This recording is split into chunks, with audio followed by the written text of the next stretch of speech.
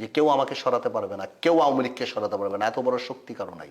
এই অহংকারই আওয়ামী লীগকে সরিয়ে দিয়েছে, এমন সরিয়েছে যে এখন আর স্বপ্ন দেখাও কঠিন। তো আমার মনে হয় শুধুমাত্র ইগো, রাগ, ক্ষোভ, জিদ, এই জিনিসই ধ্বংস করে ফেলছে। এই জিনিস রাজনীতি কেন, যে কোনো জায়গায় আপনাকে ধ্বংস করে ফেলবে। ধরতে হবে, মারতে হবে, পেটাতে হবে, আয়না ঘরে নিতে হবে, এখানে নিতে হবে, যেটা করে 15 বছর পার পেরিয়ে গিয়েছে।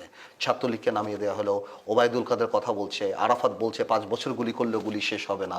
এই বাচ্চা বাচ্চা ছেলেদেরকে ধরে নিয়ে নির্মমভাবে মারলো, মেরে আবার ওই যে ডিবি হারুনের কাছে দিয়ে দেওয়া, আমাদের সবাইকে ঘর থেকে তুলে অ্যারেস্ট করে নিয়ে যাওয়া, সবাই একটা অত্যাচারের মনে একটা মেলা বয়ে গেল সেই সময়। অত্যাচার অত্যাচার আর শুধু অত্যাচার, খুন গুম গুলি, নির্মমভাবে পুলিশ কিভাবে গুলি করছিল, এবং কোরবানি ঈদের পরে যেমন ভাবে চামড়া উঠায় ভ্যানে, সেভাবে লাশ নিয়ে যায়, এগুলি মানুষ দেখছে না, এগুলি দেখছিল না।